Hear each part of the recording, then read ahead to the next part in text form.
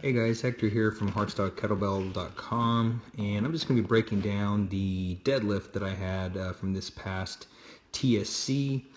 This is my all-time PR here. I've been chasing this lift for about 2 years, trying to break past 260 kilograms. I'm trying to get 260 kilograms. And one of the things I want you to pay attention during this lift is you're going to hear me talk a lot about things like the wedge. And a lot of people really don't understand what that is or what that means. The wedge is simply, getting ourselves in the most optimal position before we deadlift, or even the wedge is also in the bench press and the military press. But imagine an actual wooden wedge that you would jam under a door. And in that wedge, if you were to jam that wedge underneath a door, what happens is the door begins to rise. So we're going to use that same exact technique here during the deadlift. And when I wedge my hips forward, what I'm doing is I'm basically jamming myself between the floor and the bar.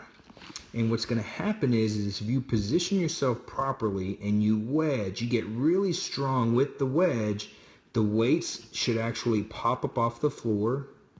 So I'm going backwards here. The weight should actually pop up off the floor, and if the weight is heavy enough, the weights will pop a little bit, but the bar will mostly bend into the position that it needs to be in. So I'm not purposely trying to bend the bar. What's happening is I'm placing my hips in the optimal position, and the bar is naturally bending. So one thing here on this, I'm a sumo puller, so one thing we really want to focus on the sumo pull is that we have a vertical and near vertical tibia here on both sides. Okay, very important that we have a near to perfectly vertical tibia as we sumo pull. Also, compared to the conventional deadlift, is the sumo, we will line our legs up directly on the bar. Typically a conventional pull, you'll line the bar up with your shoelaces, and then as you sit back, your shins will slightly shift forward and meet the bar. With the sumo, we want our legs right up against the bar.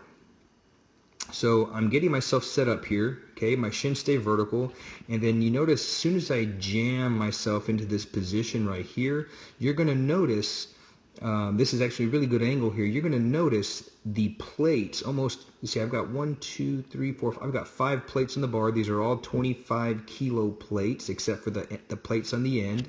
The plates on the end are 20 kilo plates. So it's 260 kilos total. As soon as I wedge right here, notice right here before I even pull.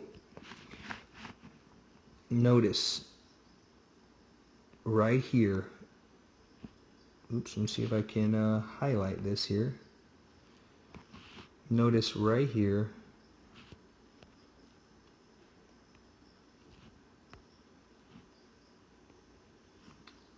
That's not turning out very well. Notice right here, the wedge, the plates are popping up off the floor. You see that? I'm going to back up a little bit.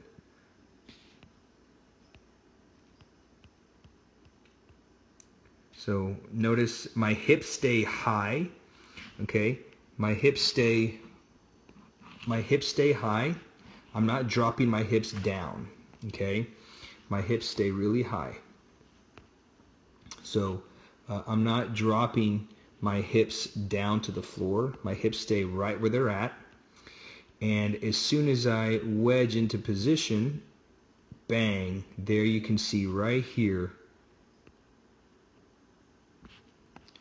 I need to learn how to use this app better. You notice that my hips stay high. Okay, they did not move.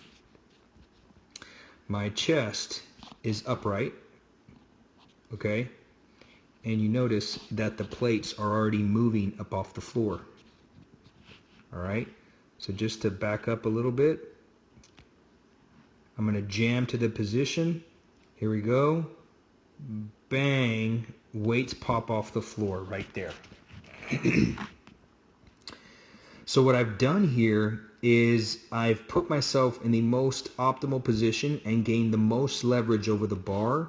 You'll even notice that the bar here bends a little bit, and I'm not purposely trying to bend the bar. It's just where I'm wedging and placing my hips, the bar naturally bends into position because I have enough weight on the bar.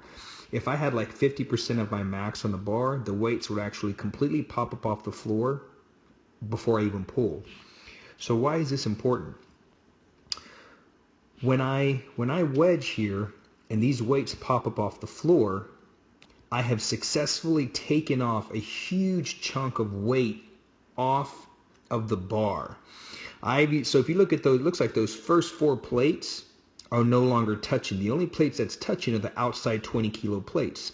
So each side has, let's see, that's 100 kilos on each side of the bar that I've cleared off the floor. So if you think about it, I've almost taken 100 kilograms off the bar to pull. Another thing I've done is you notice here, the plates are already hanging about, probably about an inch up off the ground. I have now effectively shortened the distance in which I have to pull the bar. I now have to pull the bar about an inch less of a distance compared to what I usually see is people will deadlift and pull from this position. Now I have to pull the bar an additional inch through the full range of motion compared to mastering the wedge and jamming myself to the optimal position. You can see now that I've taken an inch off of the range of motion, and I've effectively taken off virtually 100 kilos of weight per side off the bar. And now it's just a straight shot to the lockout. Okay? Just to recap, here comes the wedge, bang, the weights are now floating, and then we have the rest of the lift is going to be a straight shot, bang. Okay, one more time, bang, right there, and then it's just a straight shot, and then I wedge my hips straight through. So now here's the lift in real time.